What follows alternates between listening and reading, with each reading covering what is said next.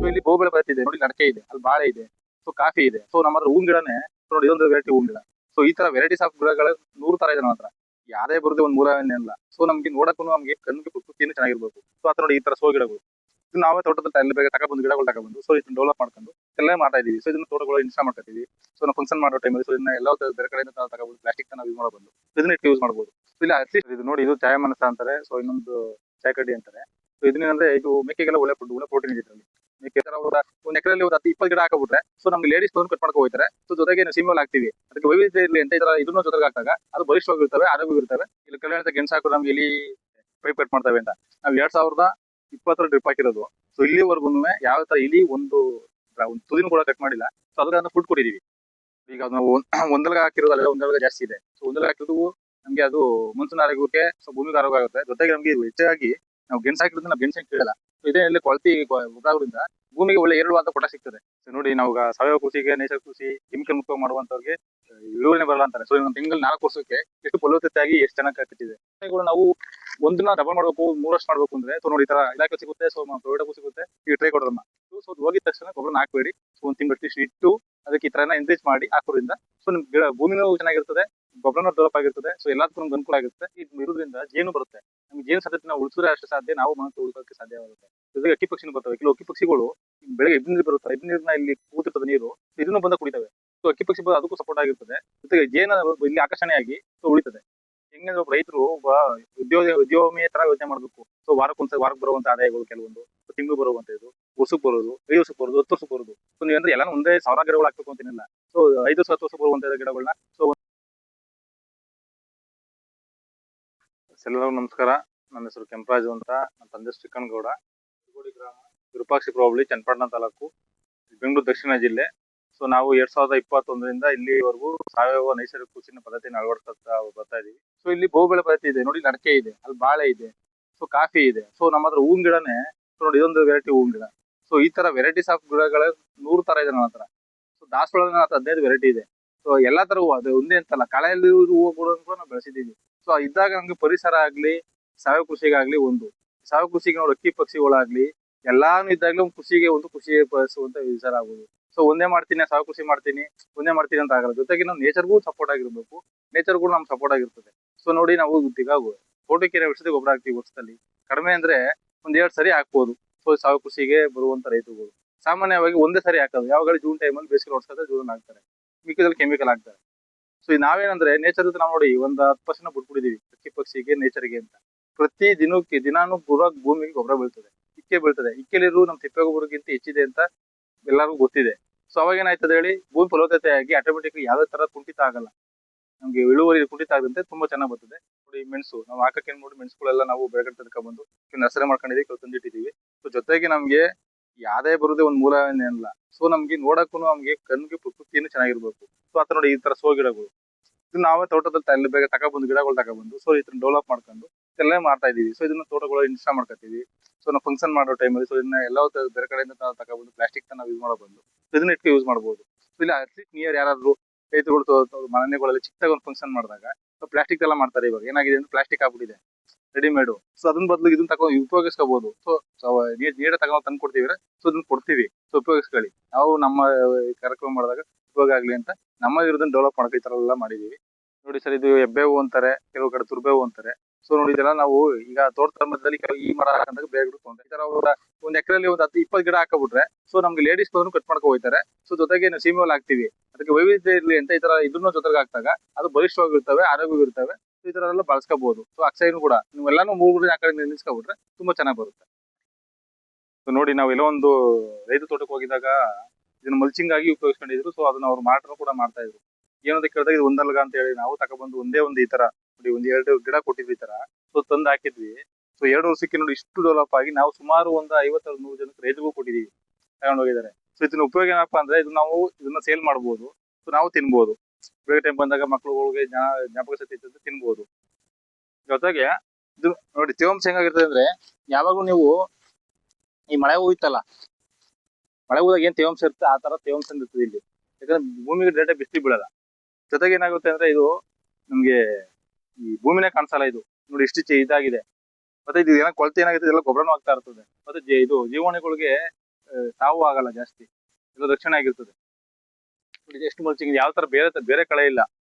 So ಕೆಲವ್ರ ಕೊನ್ನಾರೆ, so ಕೆಲವೊಮ್ಮೆ ಇದನ್ನು ಸಹ ನಾವು ಹೋಗ್ಸಕ್ ಆಗ್ತಾ ಇಲ್ಲ ಅನ್ನೋರು ಇದ್ರ ಗೆಣಸು ಹಾಕಬಹುದು. ನಿಮ್ಗೆ ಅದು ಗೆಣಸಲು ಬರುತ್ತೆ. ಸೊ ನಾವೇನಂದ್ರೆ ಬಿಟ್ಬಿಟ್ಟಿದೀವಿ, ಇಲ್ಲಿ ಕೆಲವು ಗೆಣಸು ಹಾಕೋದು ನಮ್ಗೆ ಎಲ್ಲಿ ಪೈಪ್ ಕಟ್ ಮಾಡ್ತವೆ ಅಂತ. ನಾವ್ 2020 ಡ್ರಿಪ್ ಹಾಕಿರೋದು. ಸೊ ಇಲ್ಲಿವರೆಗೂ ಯಾವ ತರ ಇಲಿ ಒಂದು ತುದಿನೂ ಕೂಡ ಕಟ್ ಮಾಡಿಲ್ಲ. ಸೊ ಅದಕ್ಕೆ ಫುಡ್ ಕೊಟ್ಟಿದೀವಿ. ಈಗ ಅದು ನಾವು ಒಂದಲ್ಗ ಹಾಕಿರೋದು ಅಲ್ಲ, ಒಂದಲ್ಗ ಜಾಸ್ತಿ ಇದೆ. ಸೊ ಒಂದಲ್ಗ ಹಾಕಿರೋದು ನಮ್ಗೆ ಅದು ಮನ್ಸೂನ್ ಆರೋಗ್ಯಕ್ಕೆ, ಸೊ ಭೂಮಿಗೆ ಆರೋಗ್ಯ ಆಗುತ್ತೆ. ಜೊತೆಗೆ ನಮ್ಗೆ ಇದು ಹೆಚ್ಚಾಗಿ ನಾವು ಗೆಣಸು ಹಾಕಿರೋದ್ರಿಂದ ನಾವು ಗೆಣಸೇ ಕೀಳಲ್ಲ. ಸೊ ಇದೇ ಇಲ್ಲಿ ಕೊಳತಿ ಗೊಬ್ಬರ ಆಗೋದ್ರಿಂದ ಭೂಮಿಗೆ ಒಳ್ಳೆ ಏರಳವಾದ ಪೊಟ ಸಿಗ್ತದೆ. ಸೊ ನೋಡಿ, ನಾವು ಸಾವಯವ ಕೃಷಿಗೆ, ನೈಸರ್ಗಿಕ ಕೃಷಿ, ಕೆಮಿಕಲ್ ಮುಕ್ತ ಮಾಡುವಂತವ್ರಿಗೆ ಇಳುವರಿನೇ ಬರಲ್ಲ ಅಂತಾರೆ. ಸೊ ನಮ್ ತಿಂಗಳು 4 ವರ್ಷಕ್ಕೆ ಎಷ್ಟು ಫಲವತ್ತತೆ ಆಗಿ ಎಷ್ಟು ಚೆನ್ನಾಗಿ ಕಚ್ಚಿದೆ. ಇನ್ ಯಾಕೆ ಮಾಡಕ್ಕಲ್ಲ, ಬೇಡ ನಮ್ಗೆ ಇಷ್ಟು ಬೇಡ ಆಯ್ತಲ್ಲ, 50% ಬಂದ್ರೆ ನಮ್ಗೆ ಎಷ್ಟು ರೈತರಿಗೆ ಪ್ರಾಫಿಟ್ ಆಗ್ಬೋದು, ಲಾಭಾಂಶ ಆಗಿರ್ತದೆ. ಪ್ರತಿಯೊಬ್ಬರನ್ನ ಅಳವಡಿಸ್ಕೊಳ್ಳಿ. ನಾವು ಬೇಸಿಕಲ್ ಆಗಲ್ಲ, ಸ್ವಲ್ಪ ಸ್ವಲ್ಪ ಬದಲಾಯಿಸ್ಕೋದಾಗ ತುಂಬಾ ನೋಡಿ ಈ ತರ ಎಲ್ಲ ಪಡಿಬಹುದು ಫ್ರೀ ಆಫ್ ಕಾಸ್ಟ್ ಆಗಿ. ಸೊ ನೋಡಿ, ಈಗ ನಮ್ ರೇಷ್ಮೆ ಕೃಷಿನ ಸಾವಯವ ಕೂಡ ಮಾಡ್ತಾ ಇದೀವಿ. ಸೊ ನೋಡಿ, ಈಗೆಲ್ಲ ಕಳೆ ಬಂತು, ಇದ್ ಮಾಡೋಕ್ ಬದಲು ಹಿಂಗ ಅಪ್ಸೆಂಟ್ ಚೆಲ್ಬಿಟ್ಟು ನಾವು ರೋಟ್ರಿ ವಾಟರ್ ಹೊಡ್ಸೋದು, ಇಲ್ಲಾಂದ್ರೆ ಪ್ರೆಸ್ ಕಟ್ಟರ್ ಹೊಡ್ಬಿಟ್ಟು ನೆಕ್ಸ್ಟ್ ನಾವು ರಾಗಿ ಹಾಕೋದ್ ಮಾಡಿದೀವಿ ಮಧ್ಯದಲ್ಲಿ. ಸೊ ನಮ್ಗೆ ರೇಷ್ಮೆ ಇಲಾಖೆ ಕೂಡ ಅಷ್ಟೇ, ನಮ್ಗೆ ಪ್ರೇಮಲತಾ ಮೇಡಮ್, ನಮ್ಮ ವೆಂಕಟೇಶ್ ಸರ್ ಅಂತಿದ್ರು, ಪರಮೇಶ್ ಸರ್, ಸೊ ಎಲ್ಲ ಅಧಿಕಾರಿಗಳು ಆಗಿದವರು ಕೂಡ ಸೊ ರೇಷ್ಮೆಗೆ ತುಂಬಾ ಆಸಕ್ತಿ ಕೊಟ್ಟು ನಮ್ಗೆ ಅದ್ರ ಮಾಹಿತಿ ಚೆನ್ನಾಗಿ ಕೊಟ್ಟು, ಸೊ ಇದನ್ನ ಹೊಸ ವಿಶೇಷವಾಗಿ ಮಾಡ್ತಾ ಇದೀನಿ. ಸೊ ಪ್ರತಿಯೊಬ್ಬರು ಬಳಸ್ಕೊಂಡ್ರೆ ತುಂಬಾ ಅನುಕೂಲ ಆಯ್ತದೆ. ಸೊ ಎಷ್ಟು ಚೆನ್ನಾಗಿ ಸಮೃದ್ಧಿಯಾಗಿ ಬಂದಿದೆ ನೋಡಿ ಎಲ್ಲ. ಈ ನಮ್ಮ ತೋಟದಲ್ಲಿ 25 ಗಿಡ ಹಾಕಿದ್ವಿ. ಸೊ ನಮ್ಗೆ ಏಲಕ್ಕಿಕಾಯಿ ಗಿಡದಲ್ಲಿ ಈ ಸರಿ ಒಂದು 2 kg ಅಷ್ಟು ಏಲಕ್ಕಿಕಾಯಿ ಸಿಕ್ತು. ಸೊ ತುಂಬಾ ಚೆನ್ನಾಗಿ ಬಂತು. ಸೊ ಈ ಸರಿ ಮಣ್ಣು ಕೊಟ್ಟಿದೀವಿ. ಮುಂದಿನ ಸತಿಗೆ ನಮ್ಗೆ ಒಂದು 10 kg ನಿರೀಕ್ಷೆಯಲ್ಲಿ ಇದೀವಿ. ತುಂಬಾ ಚೆನ್ನಾಗಿ ಬಂದಿದೆ. ಸೊಸೈಗಳು ನಾವು ಒಂದಿನ ಡಬಲ್ ಮಾಡ್ಬೇಕು, 3 ವರ್ಷ ಮಾಡ್ಬೇಕು ಅಂದ್ರೆ, ಸೊ ನೋಡಿ ಈ ತರ ಇಲಾಖೆ ಸಿಗುತ್ತೆ, ಸೊ ಪ್ರೈವೇಟ್ ಸಿಗುತ್ತೆ. ಈಗ ಟ್ರೈಕೋಡರ್ಮಾ, ಸೊ ಟ್ರೈಕೋಡರ್ಮಾ ನಾವು ಇದಕ್ಕೆ ಗೊಬ್ಬರಕ್ಕೆ ಸೊ 1 or 2 kg ನಾವು ಈ ತರ ಮೇಲ್ಗಡೆ ಹಾಕ್ಬಿಟ್ಟು ನೀರ ಸಿಂಪಲ್ ಹಾಕ್ಬೋದು, ಫುಲ್ ಮಿಕ್ಸ್ ಮಾಡುವ ಹಾಕ್ಬೋದು. ಜೊತೆಗೆ ನಾವು ಗೋಬರ್ ಗ್ಯಾಸ್ ಏನ್ ಯೂಸ್ ಮಾಡ್ತಾ ಇದೀವಿ ಆ ಸ್ಪೆರಿನ ತಗೊಂಡ್ಬಂದು, ಸೊ ನಮ್ಗೆ ಅದನ್ನ 2 ದಿಕ್ಕೆ 3 ದಿಕ್ಕೆ ಹಾಕ್ತಾ ಇದ್ದಾಗ ಸೊ ನಿಮ್ಗೆ ಏನಾಗುತ್ತೆ ಅಂದ್ರೆ 1 ರೋಡ್ ಆಯ್ತದೆ.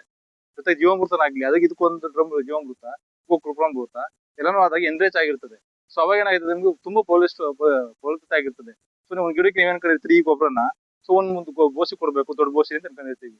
ಸೊ ಇದೆಲ್ಲ ಮಾಡಿ 1 ತಿಂಗಳು 1.5 ತಿಂಗಳು ಬಿಟ್ಬಿಟ್ಟು ನೆಕ್ಸ್ಟ್ ಹಾಕ್ದಾಗ ಸೊ ಅದ್ರಲ್ಲಿ ನಿಮ್ಗೆ ಕಾಲ್ ಭಾಗಕ್ಕಿಂತ ಕಮ್ಮಿ ಹಾಕೋರು ಅಷ್ಟು ಪೋಷಕಾಂಶ ಗಿಡಕ್ಕೆ ಸಿಕ್ಕಿ ಸೊ ಫಲವತ್ತತೆಯಾಗಿ ಬೆಳೀತದೆ.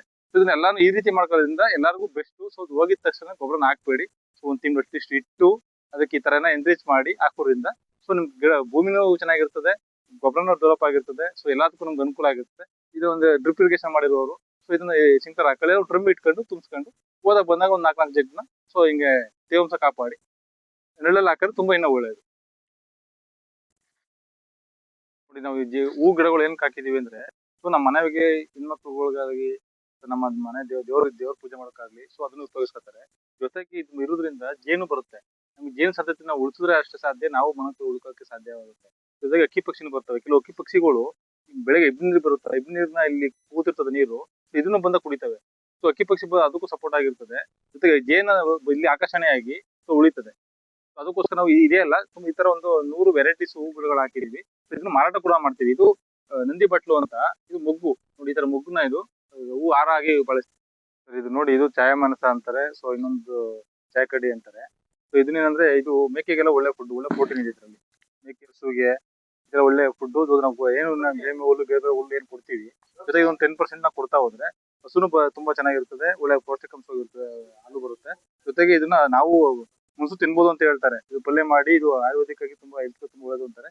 ಸೊ ನಾವು ಯಾವ್ದು ಪ್ರಯತ್ನ ಮಾಡಿಲ್ಲ. ಬಂದಂತ ನಮ್ಮ ತೋಟಕ್ಕೆ ವಿಸಿಟ್ ಮಾಡಿದಂತ ಕೆಲವು ಫಾರ್ಮರ್ಸ್ಗಳು ವಿಸಿಟರ್ಸ್ ಹೇಳಿದ್ರು. ಸೊ ಅವರೆಲ್ಲ ಮಾಡಿದಂತೆ, ನಾನು ಪ್ರಯತ್ನ ಮಾಡಿಲ್ಲ. ಸೊ ಇದನ್ನ ತುಂಬಾ ಅನುಕೂಲ ಇದೆ. ಸೊ ಬೇಕಾದಂತ ಇದನ್ನ ಬಳಸ್ಕೊಳ್ಳಿ. ಸೊ ನಾವು ಯಾರಿಗಾರು ಬಂದಂತವ್ರಿಗೆ ರೈತರುಗಳು ಕಾಂಟ್ಯಾಕ್ಟ್ ಮಾಡಿಬೇಕಾರೆ ಸೊ ಇದನ್ನ ಕೊಡುವಂತ ವ್ಯವಸ್ಥೆಗೂ ಮಾಡ್ತೀವಿ. ಸೊ ಮಂಡ್ಯ VC ಫಾರಮಲ್ಲೂ ಸಿಗುತ್ತೆ ಇದು. ಕೆಲವು KVKಗಳು ಇದೆ, ಸ್ವಲ್ಪ ಪ್ರಮಾಣ ಕೊಡ್ತಾರೆ. ಸೊ ಅದನ್ನ ಬೇಕಾದ್ರೆ ಮಲ್ಟಿಪ್ಲಿಕೇಶನ್ ಮಾಡ್ಕೊಳ್ಳಿ. ಸೊ ಜಾಸ್ತಿ ಬೇಕು ಅನ್ನೋರು ಆದ್ರೆ ಸೊ ಬನ್ನಿ, ನಮ್ಮ ಸಂಪರ್ಕಿಸಿರ್ಬೇಕಾದ್ರೆ ಸೊ ನಿಮ್ಗೆ ಕೊಡುವ ವ್ಯವಸ್ಥೆಗೂ ಬೇಕಾದ್ರೆ ಒಂದು ಪ್ರಯತ್ನ ಮಾಡ್ತೀವಿ. ಇದು ಇವಾಗ ನಮ್ಗೆ ಅದೇ ಜೊತೆಗೆ ಏನೋ ಅರಣ್ಯ ಕೃಷಿ, ಶ್ರೀಗಂಧನೂ ಹಾಕಿದೀವಿ. ಅಕ್ಷಯ ಗಿಡ ಇಂದ ಮರ ಆಗಿದೆ. ಇದು ನೇರನ್ನು ಹಾಕಿದೀವಿ. ಜೊತೆಗೆ ನೋಡಿ, ಪಕ್ಕದ ರೇಷ್ಮೆ ಇದೆ. ಸೊ ಇದನ್ನ ನಾವು ಈ ತರ ಮಾಡ್ಕೊಳ್ಳೋದ್ರಿಂದ ಮಲ್ಟಿಪಲ್ ಆಗಿ ಮಾಡ್ಕೊಳ್ಳೋದ್ರಿಂದ ನೋಡಿ, ಅದು ಉಳುಮೆನೇ ಇಲ್ಲ. ರೇಷ್ಮೆ ಸೊಪ್ಪು ಯಾವ ತರ ಚೆನ್ನಾಗಿ ಬಂದಿದೆ ನೋಡಿ. ನಿಂಬೆನೂ ಕೂಡ ಇದೆ ನೋಡಿ. ಪಕ್ಕದ ಬಾಳೆನೂ ಇದೆ. ಇದು 3ನೇ ಕೂಳೆ, ಇದು 3ನೇ ಗೊನೆ ಬಂದಿರೋದು ಇದು ನಮ್ಗೆ. ಸೊ ಸ್ಟಾರ್ಟಿಂಗ್ ಅಲ್ಲಿ ನಮ್ಗೆ 40 kg 50 kg ವರೆಗೂ ಬಂದಿತ್ತು. ಸೊ ನೆಕ್ಸ್ಟ್ ಲೆವೆಲ್ ನಾವು ಯಾವ್ದಕ್ಕೆ ತರಕ್ಕೆ ಅಲ್ಲೇ ಅಡ್ಜಸ್ಟ್ಮೆಂಟ್ ಮಾಡಿದೀವಿ. ಇದು ಫ್ರೀ ಆಫ್ ಕಾಸ್ಟ್ ಬಂದಿರುವಂತದ್ದು. ಸೊ ಕಡಿಮೆ ಒಂದು 15 ಕೆಜಿ ವರೆಗೂ ಬರುತ್ತೆ. ಸೊ ಇದೆಲ್ಲ ಲಾಭದಾಯಕವಾಗಿರ್ತದೆ. ಸೊ ಇದನ್ನ ವೇಸ್ಟ್ ಇಲ್ಲಿ ಹಾಕ್ತಿವಿ, ಗೊಬ್ಬರ ಆಗಿರ್ತದೆ. ಸೊ ಪ್ರತಿಯೊಬ್ಬರು ನೀವು ಉಪಯೋಗಿಸ್ಕೊಳ್ಳಿ. ಏನ್ ಮಾಡ್ತೀವಿ ಅಂದ್ರೆ ಒಂದೇ ಬೆಳೆನೇ ಪೂರಕವಾಗಿ ಮಾಡ್ಕೊಂಡೈತಿವಿ, ಒಂದೇ ಅದೇ ಬರುತ್ತೆ ಅಂತ. ಸೊ ನೋಡಿ ಈಗ ರೇಷ್ಮೆನೂ ಬಂದಿದೆ, ರೇಷ್ಮೆ ಒಳಗಡೆ ಏನು ಬರಲ್ಲ ಅಂತಾರೆ. ನೋಡಿ ರೇಷ್ಮೆ ಎಷ್ಟು ಸಮೃದ್ಧಿಯಾಗಿ ಬಂದಿದೆ. ಸೊ ಜೊತೆಗೆ ಒಂದು ಬಾಳೆನೂ ಬಂದಿದೆ. ಸೊ ನೋಡಿ ಹಿಂದೆ ನೋಡಿ ಇದು ನಿಂಬೆ ಇದೆ, ಜೊತೆಗೆ ನಮ್ಗೆ ಅಲ್ಲೊಂದು ಸೇಬೆ ಕೂಡ ಹಾಕಿದೀವಿ. ಸೊ ಹೆಂಗೆ ಅಂದ್ರೆ ಒಬ್ಬ ರೈತರು ಒಬ್ಬ ಉದ್ಯೋಗಿಯ ತರ ಯೋಚನೆ ಮಾಡ್ಬೇಕು. ಸೊ ವಾರಕ್ಕೆ ಬರುವಂತ ಆದಾಯಗಳು ಕೆಲವೊಂದು, ಸೊ ತಿಂಗಳು ಬರುವಂತದ್ದು, ವರ್ಷಕ್ಕೆ ಬರೋದು, 5 ವರ್ಷಕ್ಕೆ ಬರೋದು, 10 ವರ್ಷಕ್ಕೆ ಬರೋದು. ಸೊ ನೀವಂದ್ರೆ ಎಲ್ಲಾನು ಒಂದೇ 1000 ಗಿಡಗಳು ಹಾಕ್ಬೇಕು ಅಂತ ಏನಿಲ್ಲ. ಸೊ 5 ವರ್ಷ 10 ವರ್ಷಕ್ಕೆ ಬರುವಂತ ಗಿಡಗಳನ್ನ, ಸೊ ಒಂದು ಈಗ ಮರಗಳು ಆಧಾರಿತ ಮಾಡಿದಾಗ, ಸೊ ಒಂದೇ ಎಕರೆಲಿ ಒಂದು 10-20 ಗಿಡ. ಸೊ ನಿಂಬೆ ಗಿಡ ಬೆಳಿತೀವಿ ಅಂದ್ರೆ ಅದೊಂದು 20 ಗಿಡ. ಸೊ ಬಾಳೆ ಒಂದು ದೂರಕ್ಕೆ ಒಂದು ಬಾರ್ಡರ್ ಎಲ್ಲ ಅದೊಂದು 50 ಗಿಡ. ಸೊ ರೇಷ್ಮೆ ಮುಖ್ಯವಾಗಿ ರೇಷ್ಮೆ ಮಾಡ್ಕೊಂಡ್ರೆ, ಸೊ ರೇಷ್ಮೆ ಮಾಡಿದ್ರೆ ಪ್ರತಿ ತಿಂಗಳು ಬರ್ತಾ ಇರುತ್ತೆ. ಸೊ ಇವೆಲ್ಲ ಬಾಳೆ ಏನಾಗ್ತದೆ, ಒಂದ್ ವರ್ಷ ಆದ್ಮೇಲೆ ನಿಮ್ಗೆ ವಾರ ಪೂರ್ತಿ ವಾರಕ್ಕೆ ಒಂದೊಂದು 2 3 ಸಿಗ್ತಾನೆ ಇರ್ತದೆ. ಜೊತೆಗೆ ನೋಡಿ ಎಲ್ಲ ಹೂ ಕಟ್ ಮಾಡ್ತಾರೆ ಬಾಳೆದು. ಸೊ ಈ ಕಟ್ ಮಾಡಬಾರ್ದು, ಏನಕ್ಕೆ ಅಂದ್ರೆ ನೋಡಿ ಇದನ್ನ ಹೂವಿಂದ ಜೇನು ಬರುತ್ತೆ. ಜೇನು ಬರೋದ್ರಿಂದ ನಮ್ಮ ತೋಟದಲ್ಲಿ ಇಳುವರಿ ಚೆನ್ನಾಗಿ ಬರುತ್ತೆ. ಈ ಬಾಳೆ ರೋಗ ಬರೋದು ಕಮ್ಮಿ ಆಗುತ್ತೆ. ಇದು ಗಾಳಿ ಒಂದೇ ಅಲ್ಲ, ಈಗ ತೆಂಗಾಗ್ಲಿ ಬೇರೆ ನಿಂಬೆ ಆಗ್ಲಿ ಪರಾಗಸ್ಪರ್ಶ ಮಾಡಿದಾಗ ಹೂ ಕಾಯಾಗಬೇಕು ಅಂದ್ರೆ ಕೆಲವೊಂದು ಬೆಳೆಗೆ ಮುಖ್ಯವಾಗಿ ಜೇನಿನ ಸ್ಪರ್ಶ ಇರಲೇಬೇಕು. ಸೊ ಅದರಿಂದ ಹೇಳ್ತಾರೆ 1000 ಗಿಡ ಇದೆ, 1000 ಗಿಡ ಬುಡಿ ಅಂತ ಹೇಳ್ತಲ್ಲ. ಸೊ ಒಂದು 1000 ಗಿಡದಲ್ಲಿ ಒಂದು 100 ಗಿಡ, 100 ಗಿಡ ಒಂದು 10 ಗಿಡ. ಸೊ ನೀವು ಕಟ್ ಮಾಡಬೇಡಿ. ಸೊ ಹೂ ಏನ್ ಮಾಡ್ತಾರೆ, ಬಂದು ಪರಾಗಸ್ಪರ್ಶ ಮಾಡಿ ಅದಕ್ಕೆ ಬೇಕಾದಂತ ಮಕರನ್ನ ತಕೊಂಡು, ಸೊ ಅದನ್ನು ಬೇರೆ ಗಿಡಕ್ಕೆಲ್ಲ ಬಂದಾಗ ಜೇನು ತೋಟಕ್ಕೆ ನ್ಯಾಚುರಲ್ ಆಗಿ ಜೇನು ಬರುತ್ತೆ. ಹೆಜ್ಜೇನ್ ಆಗಿರ್ಬೋದು, ಕೋಲ್ ಜೇನ್ ಆಗಿರ್ಬೋದು, ತುಡುವೆ ಜೇನು ಜೇನು ವೆರೈಟೀಸ್ ಇದೆಲ್ಲ ಅದೆಲ್ಲ ಕೆಲವೊಂದು ಬಂದು ಸ್ಪರ್ಶ ಮಾಡಿ, ಸೊ ನಮ್ಮ ಇಳುವರಿನ ಹೆಚ್ಚು ಮಾಡೋಕೆ ತುಂಬಾ ಸಪೋರ್ಟಿವ್ ಮಾಡ್ತದೆ. ಸೊ ಪ್ರತಿಯೊಬ್ಬರು ಅಳವಡಿಸ್ಕೊಳ್ಳಿ.